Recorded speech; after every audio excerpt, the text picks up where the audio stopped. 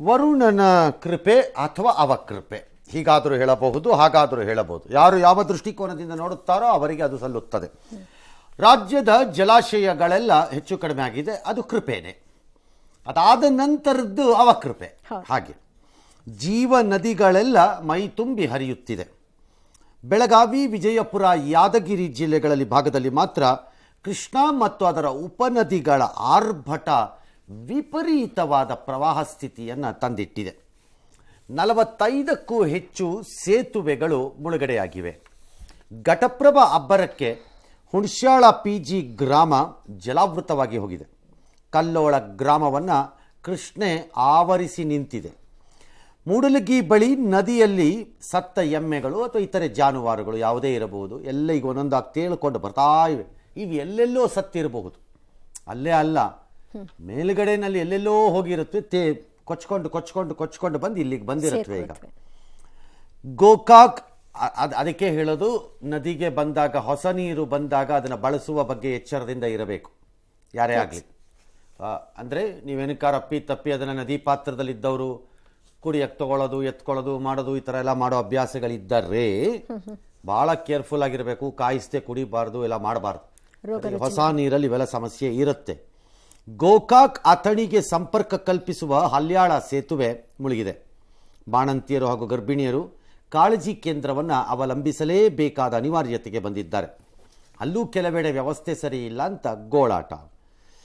ಘಟಪ್ರಭಾ ನದಿ ಉಕ್ಕಿ ಹರಿದ ಪರಿಣಾಮ ಮುಧೋಳದ ಮಿರ್ಜಿ ಗ್ರಾಮ ಸಂಪೂರ್ಣವಾಗಿ ಜಲಾವೃತವಾಗಿದೆ. ಅಲ್ಲೇನೋ ವ್ಯವಸ್ಥೆ ಸರಿ ಇಲ್ಲ ಅಂತ ಗ್ರಾಮದ ಜನ ಎಲ್ಲ ಕೋಪ ಮಾಡ್ಕೊಂಡಿದ್ದೆಲ್ಲ ಇವತ್ತು ಬೆಳಗಿನಿಂದ ಕಥೆಗಳು ನಮ್ಮಲ್ಲಿ ಹೋಗ್ತಾ ಇತ್ತು. ವಿಜಯಪುರದ ಯಲಗೂರು ಆಂಜನೇಯ ದೇವಸ್ಥಾನಕ್ಕೆ ಬರುವ ಭಕ್ತರು ಪುಣ್ಯ ಸ್ನಾನಕ್ಕೆ ನದಿಗೆ ಹೋಗಬಾರ್ದು ಅಂತ ಜಿಲ್ಲಾಡಳಿತ, ಸ್ಥಳೀಯ ಆಡಳಿತ ಎಲ್ಲ ನಿಷೇಧಗಳನ್ನು ಹಾಕಿದ್ದಾರೆ. ಅಂದರೆ ಕೆಲವರು ಹೋಗ್ತಾರೆ, ಹೋಗಲೇಬೇಕು. ಹಾವೇರಿ ಜಿಲ್ಲೆಯಲ್ಲಿ ವರದಾ ನದಿಯ ಆರ್ಭಟ ತಡ್ಕೊಳಕ್ಕಾಗ್ತಿಲ್ಲ. ಖಾನಾಪುರದಲ್ಲಿ ಮಳೆಹಾನಿ ಪ್ರದೇಶಗಳಿಗೆ ಸಚಿವ ಹೆಬ್ಬಾಳ್ಕರ್, ಬೀದರ್ನ ಮಳೆಹಾನಿ ಪ್ರದೇಶಗಳಿಗೆ ಸಚಿವ ಈಶ್ವರ್ ಖಂಡ್ರೆ ಎಲ್ಲ ಇವತ್ತು ಭೇಟಿ ಕೊಟ್ಟರಂತೆ. ಒಂದೆರಡು ಮಂತ್ರಿಗಳಿಗೆ ಯಾರೋ ಪುರ್ಸೊತ್ತಾಗಿದ್ದವರು ಬಂದಿದ್ದಾರೆ. ಪುರ್ಸೊತ್ತಾಗದೇ ಇರೋ ಮಂತ್ರಿಗಳು ಎಲ್ಲಿರ್ತಾರೋ ಅಲ್ಲಿ ಇರ್ತಾರೆ. ಕೆಲವರು ಒಂದೊಂದು ಬಾರಿ ಹೋಗಿದ್ದಾರೆ, ಒಂದೊಂದು ಸಭೆ ಮಾಡಿದ್ದಾರೆ, ಇನ್ನು ಕೆಲವರು ಮಾಡೂ ಇಲ್ಲ ಅಂತ ಹೇಳ್ತಾರೆ ಸರ್. ಯಾಕೆ ಹೋಗಬೇಕು ಸರ್? ನಾವು ಭಾಗದ ಜನ ನಮ್ಮ ಉಸ್ತುವಾರಿ ಸಚಿವರು ಅಟ್ಲೀಸ್ಟ್ ನಮ್ಮ ಜೊತೆಗಿದ್ದಾರೆ ಅನ್ನೋ ವಿಶ್ವಾಸ. ಹೋದ್ರಿನೇ ಮಾಡಬೇಕಾ? ನಾನು DC ಜೊತೆ ಟಚ್ಚಲ್ಲಿದ್ದೀನಪ್ಪ, ನಾನು SP ಜೊತೆ ಟಚ್ಚಲ್ಲಿದ್ದೀನಿ. ನಾನು ಹೋಗ್ಬಿಟ್ರೆ ಏನಾಗ್ಬಿಡುತ್ತೆ? ನಾನೇನು ಅಡ್ಡಕ್ಕೆ ಹಿಂಗೆ ನಿಂತ್ಕೊಂಡ್ಬಿಡಕ್ಕಾಗತ್ತಾ ನೀರಿಗೆ? ಏನಿಲ್ಲಪ್ಪ. ಹಾಗಾಗಿ ಸೇತುವೆ ಮುಳುಗೋಗಿದೆ. ಈಗ ನಾನು ಹೋದ ತಕ್ಷಣ ಸೇತುವೆ ಜಾಗ ಬಿಟ್ಕೊಟ್ಬಿಡತ್ತ? ಹಂಗಾರೆ ಏನಿಲ್ಲ. DC ಟಚ್ಚಲ್ಲಿದ್ದೀನಿ, SP ಟಚ್ಚಲ್ಲಿದ್ದೀನಿ, ಎಲ್ಲ ಡೈರೆಕ್ಷನ್ಸ್ ಕೊಡ್ತಾ ಇದ್ದೀನಿ ಅಷ್ಟೇ. ಅಷ್ಟು ಮಾಡಿದರೆ ಸಾಕು, ಅವ್ರ ಅವಶ್ಯಕತೆ ಇಲ್ಲ, ಸಾಕು, ಬೇಕಿಲ್ಲ. ಆ್ಯಕ್ಚುಲಿ ಜಿಲ್ಲಾ ಮಂತ್ರಿಗಳು ಇರೋದು ಯಾವಾಗ ಅಂದರೆ ಕಷ್ಟ ಕಾಲದಲ್ಲಿ ಆ ಜಿಲ್ಲೆಗಳಿಗೆ ಘನಂದಾರಿ ಕಿಪಾಯಿತು ತರೋ ಅಂತಹ ಫಟಿಂಗರಂತೆ ಕಾಣಿಸೋತಾರೆ ನನಗೆ ಕೆಲವು ಸರಿ. ಕೆಲವರಂತೂ ಆ ಉಸ್ತುವಾರಿ ವಹಿಸ್ಕೊಳ್ಳೋವರೆಗೆ ಮಾತ್ರ ಆಸಕ್ತಿ. ಒಳ್ಳೆ ಕಾಲದಲ್ಲಿ ಲೂಟಿ ಗೀಟಿ ಇದ್ರೆ ಹೊರ ತಿನ್ಕೊಂಡು ಹೋಗ್ಬಿಡೋಣ ಅನ್ನೋದಕ್ಕೆ ಮಾತ್ರ ಜಿಲ್ಲಾ ಉಸ್ತುವಾರಿ ಅಂತ ಕಾಣುತ್ತೆ ಕೆಲವರಿಗೆ. ಎಲ್ಲರಿಗೂ ಅಲ್ಲದೆ ಇರ್ಬೋದು. ಕಷ್ಟ ಕಾಲದಲ್ಲಿ ಇರಬೇಕು ಜಿಲ್ಲೆ ಉಸ್ತುವಾರಿ, ನಾನೀಗ ಅದರ ಮುಖ್ಯಸ್ಥ ಅನ್ನುವಂಥ ಪರಿಜ್ಞಾನ ಸತ್ತು ಹೋಗಿರುತ್ತೆ. ಕಾರಣ ಬಹಳ ಸರಳ, ಆ ಜಿಲ್ಲೆಗೂ ಆ ಮಂತ್ರಿಗೂ ಸಂಬಂಧ ಇರಲ್ಲ. ಎಲ್ಲಿಗೋ ಹಾಕಿರ್ತೀರಿ, ಸಂಬಂಧ ಇಲ್ಲ. ಅವ್ರಿಗೆ ಏನಾಗಬೇಕು? ಬಡ್ಕೋತೀರಿ ಒಂದು 4 ದಿನ ಅಷ್ಟೇ ತಾನೇ, ಬಡ್ಕೊಳ್ಳಿ. ಈಗ ಗೋ ಬ್ಯಾಕ್ ಅಂತ ಯಾರು ಹೇಳಬೇಕು? ಗೋ ಬ್ಯಾಕ್ ಅಂತ ಬಿಟ್ರೆ ನನಗೆ ಬ್ಯಾಕ್ಗೆ ಬಂದಿದ್ದು ನನ್ನ ಕಾನ್ಸ್ಟಿಟ್ಯೂನ್ಸಿ ಜಾಗದಲ್ಲಿ ನಾನು ಸರಿಯಾಗಿ ಇಟ್ಕೋತೀನಿ, ಸಾಕು. ನನಗೇನಾಗಬೇಕು ನಿಮ್ಮ ಜಿಲ್ಲೆ ಕತೆ? ಹಾಗಿದ್ರೆ ಯಾಕೆ ಉಸ್ತುವಾರಿ ಸಚಿವರಾಗಬೇಕು? ಬೇಕು, ಒಳ್ಳೆ ಕಾಲದಲ್ಲಿ ನನಗೆ ಬೇಕು, ಶೋಕಿಗೆ ಬೇಕು, ನನಗೊಂದು ಹುದ್ದೆ ಥರ ಅಧಿಕಾರ ಇರಬೇಕು, ಆ ಜಿಲ್ಲೆಯಲ್ಲಿ ಕೈ ಆಡಿಸ್ಬೇಕು, ಮಜಾ ನೋಡಬೇಕು, ರಾಜಕಾರಣ ಮಾಡಬೇಕು, ಎಲ್ಲ ಮಾಡಬೇಕು. ಅದಕ್ಕೂ ಬೇಕದು. ನನಗದು ಒಳ್ಳೇದಕ್ಕೋಸ್ಕರ ಬೇಕಾಗಿರೋದಲ್ಲ, ಕಷ್ಟಪಡೋಕ್ಕಲ್ಲ ನಾನು ತೊಗೊಂಡಿರೋದು ಅದನ್ನು. ಕಷ್ಟಪಡೋಕ್ಕೆ ನನಗೆ ನನ್ನ ಕಾನ್ಸ್ಟಿಟ್ಯೂನ್ಸಿ ಇದೆ, ನಾನು ಅಲ್ಲಿ ಹೋಗ್ತೀನಿ. ಇಲ್ಲಿ ಯಾಕೆ ಬಂದು ಪುಕಟ್ಟೆ ದುಡಿಬೇಕಪ್ಪ ನಿಮಗೆ? ಆಮೇಲೆ ಜನ ಕೂಡ ಪ್ರಶ್ನಿಸೋ ಮನೋಭಾವ ಕಡಿಮೆ ಅಲ್ಲ ಸರ್? ಏನಿಲ್ಲ, ಈಗ ಪ್ರಶ್ನಿಸಿದ್ರೆ ಏನಾಗುತ್ತೆ? ನೀವು ಪ್ರಶ್ನೆ ಮಾಡಿರಿ, ನೋಡ್ತೀನಿ ಅದು ಏನಾಗ್ಬಿಡುತ್ತೆ. ಮಾಡಿರಿ ನೋಡೋಣ. ಸುಮ್ಮನೆ ಜನರ ಮೇಲೆ ತಾಕ್ಬಿಟ್ರೆ ಜನ ಪ್ರಶ್ನಿಸುವ ಮನೋಭಾವ ಕಡಿಮೆ ಅಂತ ಏನಾಗ್ಬಿಡುತ್ತೆ? ಪ್ರಶ್ನೆ ಮಾಡಿಬಿಟ್ರೆ ಈಗ ಜನ ಕೇಳೋ ಏನಾಗತ್ತೆ ಹೇಳ್ರಿ, ಸುಮ್ಮನೆ ಪ್ರಶ್ನೆ ಕೇಳ್ತೀರಿ ನೀವು. ಬರ್ದೇ ಹೋಗೋರು ಅಟ್ಲೀಸ್ಟ್ ಬರ್ಬೋದಲ್ಲ ಸರ್. ಯಾಕೆ ಬರ್ಬೇಕು ಯಾಕೆ ಅವ್ರು ಹೇಳಿಸ್ಕೊಂಡು ಯಾಕೆ ಬರ್ಬೇಕು ಅವರು? ಜನ ಕೇಳಿದ್ಮೇಲೆ ಅವ್ರು ಯಾಕೆ ಬರ್ಬೇಕು ಹಂಗಾರೆ? ಏನಕ್ಕೆ ಕೇಳ್ತಾರೆ ಜನ? ಅಥವಾ ಏನು ಕೇಳಲ್ಲ ಅಂತ ಹೇಳಿದವ್ರು ಯಾರು? ಕೇಳಿದ್ರು ಕೇಳಿಸ್ಕೊಳ್ಳೋರು ಯಾರು? ಅದು ಇಂಪಾರ್ಟೆಂಟ್. ಯಾಕೆ ಬೇಕದು? ಹಾಗಾಗಿ ನಿಮ್ಮದು ಪರಿಸ್ಥಿತಿ ನೀವು ನೋಡ್ಕೊಳ್ಳೋದು ಉತ್ತಮ. ನಿಮ್ಮ ಜಿಲ್ಲೆನಲ್ಲಿ ನಿಮ್ಮ ಲೋಕಲ್ MLA ಏನೋ ತಹಸೀಲ್ದಾರೋ AC ನೋ DC ನೋ SP ನೋ ಒಳ್ಳೆಯವರಾಗಿದ್ದರೆ ಒಂದಷ್ಟು ಕೆಲಸಗಳು ಆಗತ್ವೆ. ಇಲ್ಲದೇ ಇದ್ದರೆ ಜೀವ ಇದ್ದರೆ ಉಳಿಸ್ಕೊಳ್ಳಿ, ನಿಮ್ಮ ಹಣೆ ಬರ. ಇಲ್ದಿದ್ರೆ ಅಷ್ಟೇ ನಿಮ್ಮ ಹಣೆ ಬರ ಅಷ್ಟೇ. ಕಾಳಜಿ ಕೇಂದ್ರ ಭಾಷಣ ಬಿಗಿಯುವ ಘನಂದಾರಿ ಕಾಂಗ್ರೆಸ್ ನಾಯಕರು ಎಲ್ಲೆಲ್ಲೋ ಕೂತಿದಾರಲ್ಲ,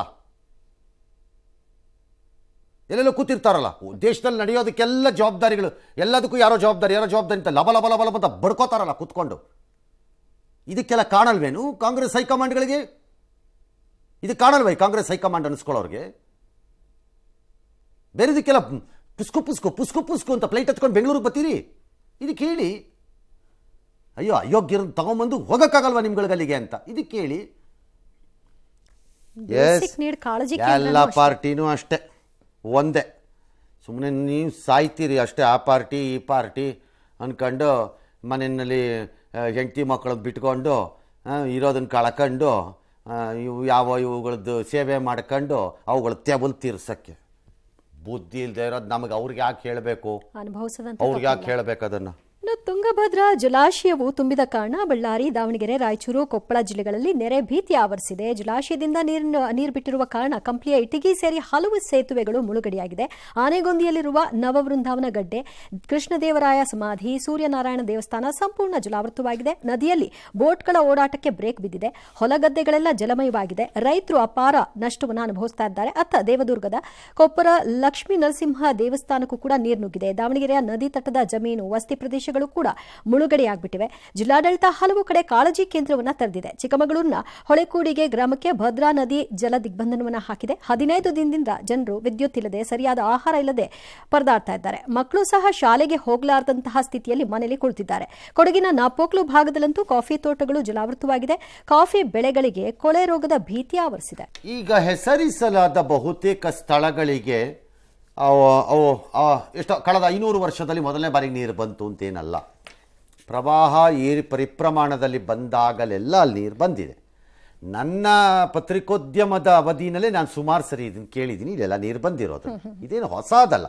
ಆನೆಗುಂದಿ ಹತ್ರಕ್ಕೆ ನೀರು ಬಂತು, ನವವೃಂದಾವನ ಗಡ್ಡೆ ತುಂಬ್ಕೋತು, ಸಮಾಧಿ ನೀರು ಎಲ್ಲ ಬಂದಿದೆ, ಬಂದಿಲ್ಲ ಅಂತಲ್ಲ. ಹೊಲಗದ್ದೆಗಳ ನಾಶ ಆಗೋದು, ಬೆಳೆ ನಾಶ ಆಗೋದು, ಇದನ್ನು ನಾವು ನೋಡಿದ್ದೀವಿ. ಇದು ನೋಬಡಿ ಕ್ಯಾನ್ ಪ್ರಿವೆಂಟ್ ಇಟ್. ಒಂದು ಯಾರೋ ಒಬ್ಬ ಜಿಲ್ಲಾ ಮಂತ್ರಿನೋ ಅಥವಾ ಯಾರೋ ಒಬ್ಬ MLAನೋ ಅಥವಾ ಒಬ್ರು ಯಾರೋ DC ಯಾರು ಪ್ರಿವೆಂಟ್ ಮಾಡೋಕ್ಕಾಗಲ್ಲ ಇದನ್ನೆಲ್ಲ. ನೀರನ್ನು ನಿಂತ್ಕೊಂಬಿಟ್ಟು ಅದು ಈ ದಿಕ್ಕಿಗೆ ಹೋಗು ಅಂತ ಕಳ್ಸೋಕ್ಕೇನೋ ಆಗಲ್ಲ ಯಾರ ಕೈಲಿ. ಬಟ್ ನಾಗರಿಕ ಸಮಾಜದಲ್ಲಿ ಮತ್ತು ಜನರಿಗೋಸ್ಕರ ಇರಬೇಕಾದ ಸರ್ಕಾರಗಳಲ್ಲಿ ಬದುಕಿದ್ರೆ ಅವುಗಳು ಈ ಸ್ವಾರ್ಥಿಗಳ ಕೂಟದಲ್ಲಿ ಅದು ಬದುಕಿದೆ ಅಂತ ನನಗೆ ನಂಬಿಕೆ ಹೋಗಿ ಭಾಳ ದಿನ ಆಗೋಗಿದೆ. ಯಾಕಂದರೆ ಅವರಿಗೋಸ್ಕರ, ಅವರಿಗಾಗಿಯೇ ಅವರೇ ಉಳಿಸಿಕೊಂಡು ಹೋಗುತ್ತಿರುವ ವ್ಯವಸ್ಥೆ ಇದು. ಅವರು ಎಂದರೆ ದುಷ್ಟ, ಭ್ರಷ್ಟ, ಕಂತ್ರಿ, ಕಚಡ 90% ರಾಜಕಾರಣಿಗಳು, 10% ಬಿಟ್ಬಿಡಿ. ಅದು ಅವರಿಗೋಸ್ಕರನೇ ಮಾಡ್ಕೊಂಡಿರೋದು ವ್ಯವಸ್ಥೆ. ಹಾಗೆ ಆ ರೆಸ್ಪಾನ್ಸ್ ಇದ್ರೂ ಸಾಕು. ಕೆಲವು ಸರಿ ಎಲ್ಲರಿಗೂ ಗೊತ್ತು ಈ ಪ್ರವಾಹನ ಯಾರ ಕೈಲೂ ತಡೆಯೋಕ್ಕಾಗಲ್ಲ ಅಂತ, ಯಾವನ ಕೈಲೂ ಆಗಲ್ಲ. ಈ ಭೂಮಿ ಮೇಲಿರೋರು ಯಾರ ಕೈಲೂ ಆಗಲ್ಲ, ಅಷ್ಟು ಮಾತ್ರ ನಿಜ. ಫಾರ್ ಎಕ್ಸಾಂಪಲ್ ಅಲ್ಲಿ ಪವರ್ ಇಲ್ಲ, ಪವರ್ ಇರಲ್ಲ, ಪವರ್ ಇರೋಕ್ಕಾಗಲ್ಲ. ನೀವು ಪವರ್ ಕೊಟ್ಟು ಮುಂದೇನಾದ್ರು ಅನಾಹುತ ನಡೆದ್ರಾಗ ಇನ್ನೊಂದು ಹೇಳ್ತೀರಿ. ಬಂದು ನುಗ್ಗಿ ನೀರು ಬಂದು ಸುತ್ತಲೂ ಜಲಾವೃತವಾಗಿ ನೀರು ಹರಿತಾ ಇದ್ದಾಗ ವಿದ್ಯುತ್ ಕಟ್ ಮಾಡಬೇಕಿತ್ತು ತಾನೇ. ನೋಡಿ ಬಿದ್ದಿದ್ದರಿಂದ 6 ಜನ ಸತ್ತಿದ್ದಾರೆ, ಅದಕ್ಕೆ ಬೈತೀವಿ. ಹಾಗಾಗಿ ಕೆಲವು ಸರಿ ವಿದ್ಯುತ್ತನ್ನು ಕೊಡೋದು ಕಷ್ಟ, ಆಗಲ್ಲ. ಬಟ್ ಈ ಕಾಳಜಿ ಕೇಂದ್ರಗಳನ್ನ ತೆರೆದಾಗ ಅದಕ್ಕೆ ಬೇಕಾದ ಪೂರಕ ವ್ಯವಸ್ಥೆಗಳನ್ನು ಸರಿಯಾಗಿ ಮಾಡೋದು, ಬೇಸಿಕ್ ನೀಡ್ಸ್. ಮಕ್ಕಳನ್ನ ಶಾಲೆ ಕಳ್ಸೋಕ್ಕಾಗಲ್ಲ, ಕಳಿಸ್ಬೇಕಾಗೂ ಇಲ್ಲ ನನ್ನ ಪ್ರಕಾರ. 4 ದಿನ ಶಾಲೆ ನಿಂತರೆ ಏನೂ ಆಗಲ್ಲ. ಶಾಲೆಗೂ ಹೋಗಲಾಗದೆ ಮಕ್ಕಳು ಕೂತಿವೆ, ಏನು ಮಾಡಬೇಕು? ಅಲ್ಲೋಗಿ ಈಜೊಡಿಬೇಕಾ? ಏನು ಮಾಡ್ಬೇಕು ಮತ್ತೆ ನಿಮ್ಮ ಪ್ರಕಾರ? ಈಜೊಡಿಬೇಕಾ ಅಲ್ಲೋಗಿ ಮಕ್ಕಳು? ಮತ್ತೆ ಹೋಗದಿದ್ರೆ ಏನು ದೇಶ ಬಿದ್ದೋಗಲ್ಲ ಈ ಟೈಮಲ್ಲಿ ಶಾಲೆಗಳಿಗೆ. But the response of the state ಏನು ಕ್ವಶನ್. ಅಲ್ಲೆಲ್ಲ ಕೊಡಗಲ್ಲಿ ಕಾಫಿ ತೋಟಗಳು ಜಲಾವೃತವಾಗಿದೆ, ಕೊಳೆ ರೋಗ ಭೀತಿ ಇದೆ. ಏನು ಮಾಡೋಣ ಈಗ? What can anybody do? ಅದಕ್ಕೆ there is a limitation. Where ಈಗ ಬೆಂಗಳೂರಂಥ ಊರಿನಲ್ಲಿ ಮಳೆಗಳು ಬಂದಾಗ ಕೆಲವು ಕಡೆ ಎಲ್ಲ ಪ್ರವಾಹದ ಸ್ವರೂಪ ಬಂದಾಗ ನಾನು ತಗ್ಗು ಪ್ರದೇಶ ಬಿಟ್ಟು ಹೇಳ್ತಾ ಇದ್ದೀನಿ. ಆಗ ಅಟ್ಲೀಸ್ಟ್ ಹೇಳ್ಬೋದು ಅಲ್ಲಿ ಚರಂಡಿಗಳನ್ನು ನೀವು ಕ್ಲೀನ್ ಮಾಡದೆ ಇಟ್ಕೊಂಡಿದ್ದು, ನೀರು ಸರಾಗವಾಗಿ ಹರಿದೋಗಕ್ಕೆ ಜಾಗನೇ ಇಲ್ಲದೆ ಇರೋದು, ಕೆರೆಗಳನ್ನೆಲ್ಲ ಮುಚ್ಕೊಂಡು ಬಾಯಿಯೊಳಕ್ಕೆ ನುಂಗ್ ತೇಗುಬಿಟ್ಟಿರೋದು ಅಂತ ಎಲ್ಲ ಹೇಳ್ಬೋದು. ಇಲ್ಲಿ ನದಿನೇ ಅದರ ಪಾತ್ರನೇ ಈ ರೀತಿ ವಿಸ್ತಾರವಾಗಿ ಪ್ರವಾಹದ ರೂಪಕ್ಕೆ ಬಂದಾಗ ಏನು ತುಂಬ ಕಷ್ಟ. It's very difficult. ಕರಾವಳಿ ಮಲೆನಾಡು ಭಾಗದಲ್ಲಿ ಮಳೆ ಕಡಿಮೆ ಆಗಿದ್ದರೂ ಅವಾಂತರಗಳು ಕಡಿಮೆ ಆಗಿಲ್ಲ. ಸಾಕಷ್ಟು ಕಡೆ ಗುಡ್ಡ ಕುಸಿತ ಮತ್ತು ನೀರು ತುಂಬಿಕೊಳ್ಳುವಂಥ ಪರಿಸ್ಥಿತಿ ಇದೆ. ಹಾಸನದ ಶಿರಾಡಿ ಘಾಟ್ನಲ್ಲಿ ರಸ್ತೆಯಲ್ಲಿ ಮತ್ತೆ ಮತ್ತೆ ಭೂಕುಸಿತ ಉಂಟಾಗ್ತಿದೆ. ಆಗುತ್ತೆ, ಬಿಕಾಸ್ ಮಣ್ಣು ಒದ್ದೆಯಾಗಿ ಒಂದಿಷ್ಟು ಕಾಲ ತಡ್ಕೋಬೋದು. ಅದು ನಂತರ ಪ್ರೆಷರ್ ಒಂದು ಸರಿ ಬಿಲ್ಡ್ ಆದಮೇಲೆ ಒದ್ದೆ ಆಗಿಬಿಟ್ಟಿರೋದು, ಎಲ್ಲರೂ ಒಂದು ಸಣ್ಣ ಫಾಲ್ಟ್ ಲೈನ್ ಇದ್ದರೂ ಸರಿ ಅದು ಹಾಗೆ ಕುಸಿಕೊಳ್ಳುತ್ತೆ. ಅದಕ್ಕೆ ಮಳೆ ಬರೋವಾಗಲೇ ಆಗಬೇಕು ಅಂತೇನಿಲ್ಲ, ಮೇಲೂ ಆಗತ್ತೆ. ಯಾಕಂದರೆ ಮಣ್ಣು ನೀರು ಒಳಗೆ ಇಳಿದು ಅದು ಮಾಡೋ ಅನಾಹುತ ಮಾಡುತ್ತೆ. ಆಮೇಲೆ ವಾಹನ ಸವಾರರು ಪರದಾಡ್ತಿದ್ದಾರಂತೆ. ಸಕಲೇಶ್ಪುರದ ಬಳಿ ದೊಡ್ಡ ತಪ್ಪಲು ಬಳಿ ಮಣ್ಣಿನ ಕಾರ್ಯ ತೆರವು ವಿಳಂಬವಾಗಿದ್ದಕ್ಕೆ ಸವಾರರು ಆಕ್ರೋಶ ವ್ಯಕ್ತಪಡಿಸಿದ್ದಾರೆ. ಒಂದೊಂದ್ಸರಿ ನಮಗೂ ಒಂಚೂರು ಪೇಷನ್ಸ್ ಅನ್ನೋದು ಬೇಕಾಗತ್ತೆ. ನೀವು ತಕ್ಷಣ ತೆಗಿಲಿಲ್ಲ ಅಂತನಕ್ಕೆ ಅದೇನು ಮ್ಯಾಜಿಕ್ ಅಲ್ಲ ಅದು. ಎಷ್ಟೋ ಸರಿ ಗುಡ್ಡಗಳ ಕುಸಿತದ ಮಣ್ಣನ್ನು ತೆಗೆಯುವಾಗ ವಿಪರೀತವಾದ ಎಚ್ಚರಿಕೆಯಿಂದಾನೇ ಕಾರ್ಯಾಚರಣೆ ಮಾಡಬೇಕು. ಕಾರಣ ತೆಗೆಯುವಾಗ ಮತ್ತೆ ಮರುಕುಸಿತಗಳಿರ್ತವೆ. It's very dangerous. ಈ ಕೇಸ್ ನನಗೆ ಗೊತ್ತಿಲ್ಲ ಏನಾಗಿದೆ ಅಂತ. ಸರಿ, ಸ್ವಲ್ಪ ಗುಡ್ಡ ಕುಸಿದ ತಕ್ಷಣ ರಸ್ತೆಯನ್ನು ಬಂದ್ ಮಾಡೋದು ಪರಿಹಾರ ಅಲ್ಲ ಅಂತೇನೋ ಖಾದರ್ ಅಭಿಪ್ರಾಯಪಟ್ಟಿದ್ದಾರೆ. Fine, if he is N engineering in chief ಅಂದರೆ ಅವ್ರಿಗೆ ನಾಲೆಡ್ಜ್ ಇದ್ದರೆ ದಟ್ಸ್ ಎಕ್ಸಾಕ್ಟ್ಲಿ ಅವ್ರುಗಳಿಗೆ ಬರೀ ಡಿಸ್ಟ್ರಿಕ್ಟ್ ಅಡ್ಮಿನಿಸ್ಟ್ರೇಷನಲ್ಲಿ ಭಾಳ ಸರಿ ಅವ್ರಿಗೆ ಏನಾಗಿರುತ್ತೆ, ಒಂದು ಸ್ವಲ್ಪ ಮಣ್ಣು ಬಿದ್ದಾಗ ಅದನ್ನು ತೆಕ್ಕೊಂಡು ಇದು ಮಾಡಿಬಿಟ್ಟು ಮಾಡೋಣ, ಒಂಚೂರು ಬಂದ್ ಮಾಡ್ಕೊಳ್ಳೋಣ ಅಂತ ಮಾಡ್ತಾರೆ. ಅದನ್ನ ಮಾಡೋಕೆ ಇನ್ನೇನು ಮಾಡೋಕೆ ಬಿದ್ದುಬಿಟ್ರೆ ಏನಪ್ಪ ಮಾಡೋದು ಅಂತ ಅವ್ರ ಭಯ. ಹಿಂಗೆ 10 ಕಿಲೋಮೀಟರ್ಗೆ ಒಂದು ತಂಡ ಸಜ್ಜಾಗಿರಬೇಕು ಗುಡ್ಡ ಜರಿದಾಗ ಅಂತೇನೋ ಅವ್ರು ಸಜೆಷನ್ ಕೊಟ್ಟಿದ್ದಾರೆ. ಯಾರು? ಖಾದರ್ ಸಾಹೇಬ್ರು. 10 ಕಿಲೋಮೀಟರ್ಗೆ ಒಂದು ಎಷ್ಟು ತಂಡ ಬೇಕು? ಕಾಸಿದೆಯೇನ್ರಿ ನಿಮ್ಮ ಹತ್ರ?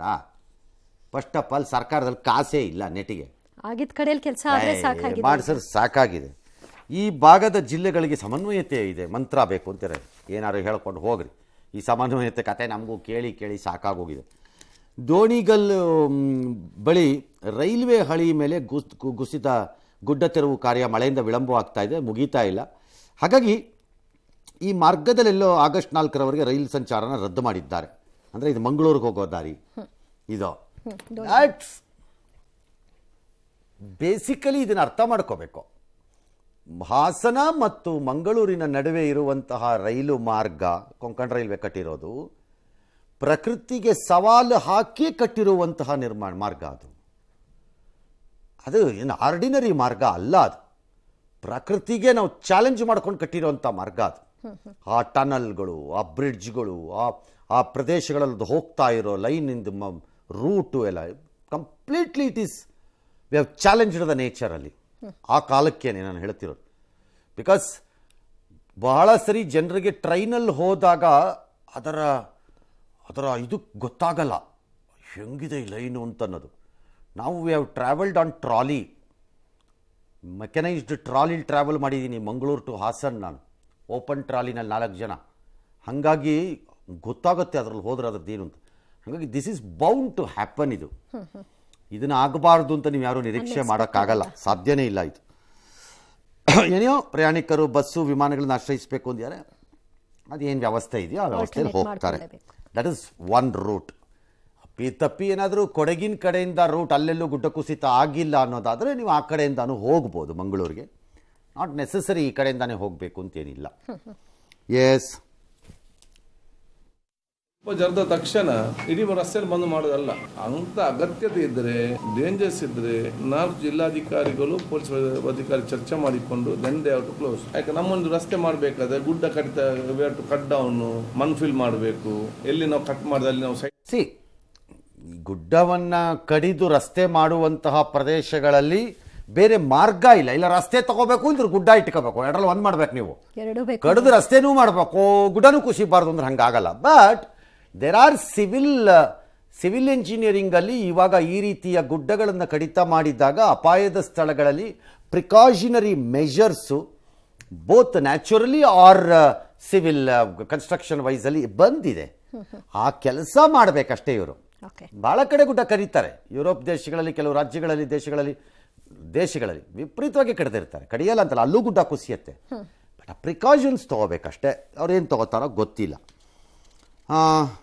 ಎಸ್, ನಾವು ಭಾರಿ ಮಳೆ ಕಾರಣ ಬೇಗನೆ ಭರ್ತಿಯಾದಂತಹ ಕೆಆರ್ಎಸ್ ಕಬಿನಿ ಜಲಾಶಯಗಳಿಗೆ CM Siddaramaiah, DCM DK Shivakumar ಬಾಗಿನವನ್ನು ಅರ್ಪಿಸಿದ್ದಾರೆ. ಸಾಮಾನ್ಯವಾಗಿ ಶ್ರಾವಣ ಅಥವಾ ಭಾದ್ರಪದ ಮಾಸದಲ್ಲಿ ಕೆಆರ್ಎಸ್ ಭರ್ತಿಯಾಗ್ತಿತ್ತು. ಇದೇ ಮೊದಲ ಬಾರಿಗೆ ಸಿಎಂ ಆಷಾಢ ಮಾಸದಲ್ಲೇ ಕೆಆರ್ಎಸ್ಗೆ ಬಾಗಿನವನ್ನು ಅರ್ಪಿಸಿದ್ದಾರೆ. ಪ್ರತಿ ವರ್ಷ ಇದೇ ರೀತಿ ಡ್ಯಾಂ ತುಂಬಲಿ ಅಂತ ಪ್ರಾರ್ಥಿಸಿದ್ದಾರೆ. ಇದೇ ವೇಳೆ ಸಿಎಂ ಕಾಲ್ಗುಣ ಸರಿ ಇಲ್ಲ ಅಂತ ಇದ್ರು, ಮಳೆ ಬರಲ್ಲ ಅಂತ ಇದ್ರು. ಈಗೇನಾಗಿದೆ ನೋಡಿ ಅಂತ ವಿಪಕ್ಷಗಳಿಗೆ ಟಕ್ಕರ್ ಕೊಟ್ಟರು.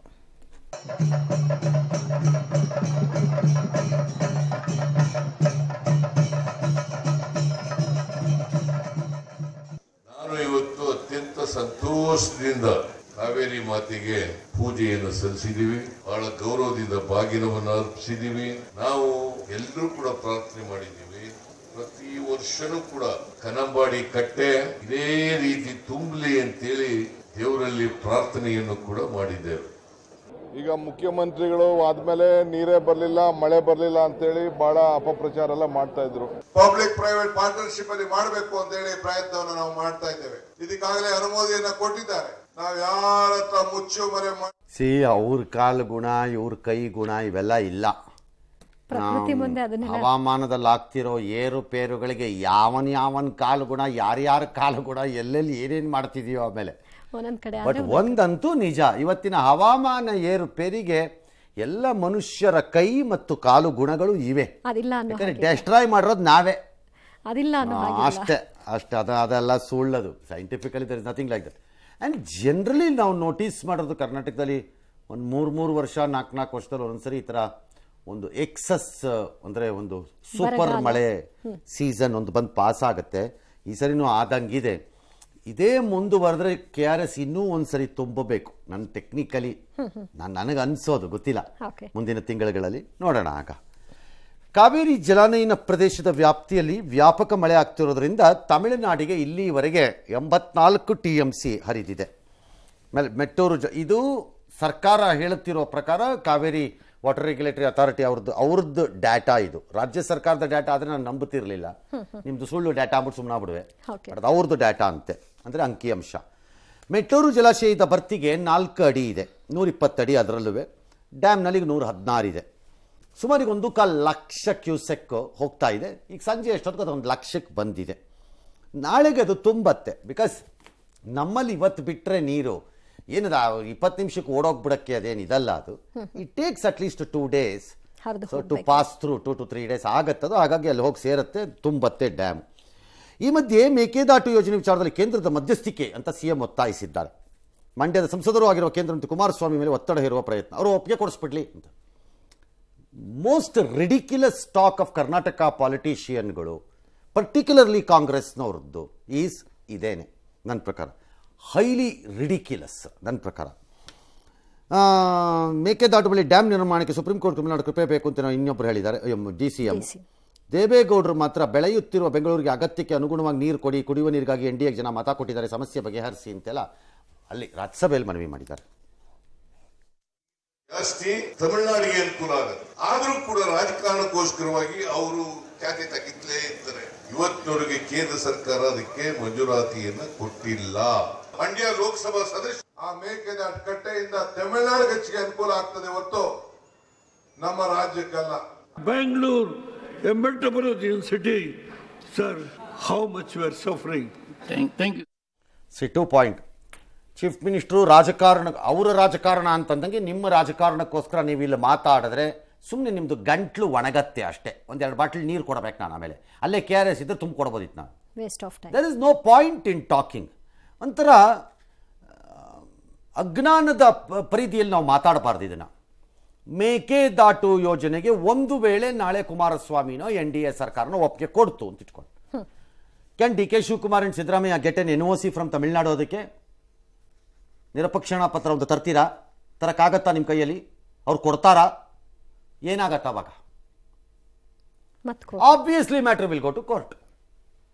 ಈ ಕಾಮನ್ ಸೆನ್ಸು ಎಲ್ಲರಿಗೂ ಇದೆ. ಸುಮ್ಮನೆ ರೈಲ್ ಬಿಡೋದು ಅಷ್ಟೇ ನಿಂತ್ಕೊಂಡು. ಇನ್ನು ಎಲ್ಲಿವರೆಗೂ ಇದನ್ನೇ ರೈಲು ಬರೀ ಹುಟ್ಟು ರೈಲಿದು, ಬಿಡಬೇಡಿ ಇದನ್ನ. ಒಂದು ವೇಳೆ ಹಾಗಾಗಬೇಕು, ಮಧ್ಯಸ್ಥಿಕೆ ಅಂತಾರೆ ಚೀಫ್ ಮಿನಿಸ್ಟರ್ ಈಗ. ಆಲ್ ರೈಟ್, ಕೇಂದ್ರ ಸರ್ಕಾರ ಮಧ್ಯಸ್ಥಿಕೆಗೋಸ್ಕರ ನಾಳೆ ತಮಿಳುನಾಡು ಕರ್ನಾಟಕ ಸಭೆ ಕರೆಯುತ್ತೆ. ಏನ್ ಮಧ್ಯಸ್ಥಿಕೆ ಮಾಡಕ್ಕಾಗತ್ತೆ ಯಾವನ ಕೈಲಾದ್ರೂ? ಅವ್ರು ಒಪ್ಪಲ್ಲ, ಈ ಕಡೆಗೂ ಆಗಲ್ಲ. ಒಪ್ಪಿಸ್ತೀರಾ? ಇಲ್ಲಿ ಕುಮಾರಸ್ವಾಮಿ ಹೇಳಿ ಒಪ್ಪಿಗೆ ಕೊಡಿಸಬೇಕು, ಅಲ್ಲಿ ಸೋನಿಯಾ ಗಾಂಧಿಗೆ ಹೇಳಿ ಒಪ್ಪಿಗೆ ಕೊಡಿಸಬೇಕು ಅಂತ ಯಾವನಾರೊಬ್ಬ ಹೇಳಿದ್ರೆ ಅಷ್ಟೇ, ಅವ್ರು ಹಿಂಗೆ ಹೇಳೋದು ಇವ್ರು ಹಿಂಗೆ ಹೇಳೋದು. ಯಾಕೆ ಜೋಕ್ ಮಾಡ್ತೀರಿ ಸುಮ್ಮನೆ? ಒಬ್ರ ಮೇಲೆ ಒಬ್ರು ಹಾಕೋದು. Either you take it to supreme court. ಏನಂತ? ಈ ಕೇಂದ್ರ ಸರ್ಕಾರ ದೇಶದ ಆಸ್ತಿ ಆಗಿರುವ ನೀರು ಸಮುದ್ರಕ್ಕೆ ಸೇರುವುದನ್ನು ತಡೆಯುವುದನ್ನು ತಪ್ಪಿಸುವುದರಲ್ಲಿ ವಿಳಂಬ ಧೋರಣೆಯನ್ನು ಮಾಡ್ತಾ ಇದೆ.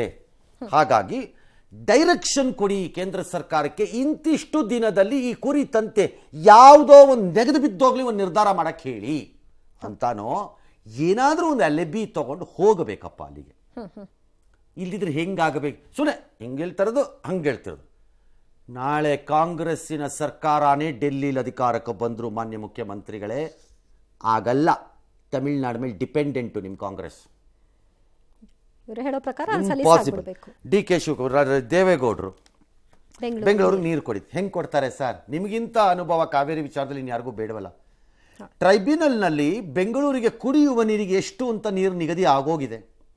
ಇದು ಬದಲಾಯಿಸಬೇಕು ಎಂದರೆ ಮತ್ತೆ ಹೋಲ್ ಪ್ರಾಸೆಸ್ಸೇ ನಡಿಬೇಕು. ಆಗ ತಮಿಳ್ನಾಡವ್ರು ಕೇಳೋ ನಂಬರ್ಸು ಜಾಸ್ತಿ ಆಗುತ್ತೆ. ಡೆಫಿನೆಟ್ಲಿ. ಅಲ್ಲ, ಬೇರೆ ಏನೇನೋ ಕೊಯ್ರಿಗಳು ಬರುತ್ತಲ್ಲಿ. ಹಾಗಾಗಿ ಇದು ಹೋಲ್ ಪ್ರಾಸೆಸ್ಸೇ ನಡಿಬೇಕೀಗ ಮತ್ತೆ. ಹಾಗಾಗಿ ಅದಕ್ಕೂ ಕೋರ್ಟ್ ಕೇಳ್ಬೋದೇನೋ ಬೇಕಾರೆ ರೀಅಡ್ಜಸ್ಟ್ ಮಾಡಿಕೊಡ್ಬೇಕು ಬೆಂಗಳೂರಿನ ಕುಡಿಯೋ ನೀರನ್ನ. ಬಿಕಾಸ್ ಜಲಸಂಪನ್ಮೂಲ ಜಲ ಆಸ್ತಿಗಳಲ್ಲಿ ಮೊದಲನೆಯ ಆದ್ಯತೆ ಕುಡಿಯುವ ನೀರಿಗೆ ಇರೋದರಿಂದ ಮತ್ತು ದೇಶಕ್ಕೆ ಇಷ್ಟು ಒಳ್ಳೆ ತೆರಿಗೆಯನ್ನು ತಂದು ಕೊಡ್ತಿರುವ ಮಹಾನಗರವಾಗಿರುವುದರಿಂದ ಹಾಗಾಗಿ ಕೊಡಬೇಕು ಅಂತ ಕೇಳಬಹುದು. ನೀವು ಕೇಳಬಾರ್ದು ಅಂತ ನಾನು ಹೇಳಿಲ್ಲ. ಕೇಂದ್ರ ಸರ್ಕಾರ ಏನಾದ್ರು ಹೆಲ್ಪ್ ಮಾಡಿ ಎಲ್ಲಿಂದ ಮಾಡ್ತಾರೆ ಅವರು? It's already decided in the tribunal. ಅವ್ರಿಗೂ ಗೊತ್ತದು, ದೇವೇಗೌಡರಿಗೆ ಗೊತ್ತಿರೋದಕ್ಕಿಂತ ನಮ್ಗೆ ಯಾರಿಗೂ ಗೊತ್ತಿಲ್ಲ. ಇಲ್ಲಿ ಸಾಧ್ಯನೇ ಇಲ್ಲ, ಇಂಪಾಸಿಬಲ್. ನೀವು ಅದನ್ನು ಆಲ್ಟರ್ ಮಾಡ್ಕೊಳ್ಳೋಕ್ಕೆ ಮಾಡ್ಕೋಬೋದು ಬೇಕಿದ್ರೆ. ನೀವು ಅದಕ್ಕೊಂದು ಜಾಗ ಇದೆ. ನೀವು ಬೇರೆ ಎಲ್ಲೋ ನೀರನ್ನು ಉಳಿಸಿ ಬೆಂಗಳೂರು ಕಡೆ ಪುಷ್ ಮಾಡಬೇಕಾಗ, ಯಾವುದೋ ಇರಿಗೇಷನ್ ಪರ್ಪಸ್ಗಿರೋ ನೀರನ್ನು ಕಡಿಮೆ ಮಾಡಿಕೊಂಡು ಈ ಕಡೆಗೆ ಪುಷ್ ಮಾಡ್ಕೋಬೇಕು. ಈಗ 120 ಅಡಿಗೆ 84 TMC ಹೋಗುತ್ತೆ. ಇನ್ನೂ ಒಂದು 10-15 TMC ಏನು ಕೊರತೆ ಇಲ್ಲದೆ ಹೋಗುತ್ತೆ ಈ ಸೀಸನಲ್ಲಿ. ಅರೌಂಡ್ 100-125 TMC ವರೆಗೂ ಹೋಗ್ಬಿಡ್ದೆ. ಇನ್ನೊಂದು ಇದೇ ಥರ ಭೀಕರ ಮಳೆ ಬಂದರೆ 140ವರೆಗೂ ಹೊಟ್ಟೋಗುತ್ತದೆ. ಆಮೇಲೆ ಉಳ್ಕೊಳ್ಳೋದು ಎಷ್ಟು? ಅವ್ರಿಗೊಂದು 35-40 TMC. ಬಟ್ ಅವ್ರಿಗೆ ಹಿಡಿಯೋಕ್ಕಾಗಲ್ಲ. ಒನ್ಸ್ ಮೆಟ್ಟೂರ್ ಇಸ್ ಕಂಪ್ಲೀಟೆಡ್, ಬಾಗಿಲು ಓಪನ್ ಮಾಡಲೇಬೇಕು ಅವರು, ತೆಗಿಲೇಬೇಕು ಬಾಗಿಲನ್ನವರು, ತೆಗೆದು ಕಳಿಸ್ತಾ ಇರಬೇಕು ಸಮುದ್ರದ ಕಡೆಗೆ ನೀರನ್ನ. That's exactly what should be the argument. ಮಿಡ್ಲಲ್ಲಿ ಇಂಟರ್ ಸ್ಪೇಸಲ್ಲಿ ಒಂದು ಮಧ್ಯಕ್ಕೆ ಒಂದು 40-45 TMC, ಅರೌಂಡ್ 25-30 TMC ಥರ ಏನೋ ಒಂದು, ಅದೇನು ಟೆಕ್ನಿಕಲಿ ಏನು ಪಾಸಿಬಲ್ ಅದನ್ನು ಮಾಡಿದ್ರೆ ಅಟ್ಲೀಸ್ಟ್ ಅಷ್ಟಾದರೂ ನೀರನ್ನು ಸ್ಟೋರ್ ಮಾಡ್ಬೋದಲ್ಲ. ಈಗ ಸದ್ಯಕ್ಕೆ ನಾವು ತಮಿಳ್ನಾಡು ಕೂಡ ಒತ್ತಡ ಕಮ್ಮಿ ಆಗಿದೆ ಅನ್ನೋದಕ್ಕೆ ರಿಲ್ಯಾಕ್ಸ್ ಆಗ್ತಾ ಇದ್ದಾರೆ ಅಷ್ಟೇ ಸರ್. ಅಲ್ಲ, ಮಳೆ ಬಂದರೆ ಹಿಡಿದುಕೊಳ್ಳೋಕ್ಕೆ ನಮಗೇನು ತಲೆ ಕೆಟ್ಟಿದೆಯಾ ಅಥವಾ ಆಗತ್ತಾ ಯಾರ ಕೈಲಾದ್ರೂ?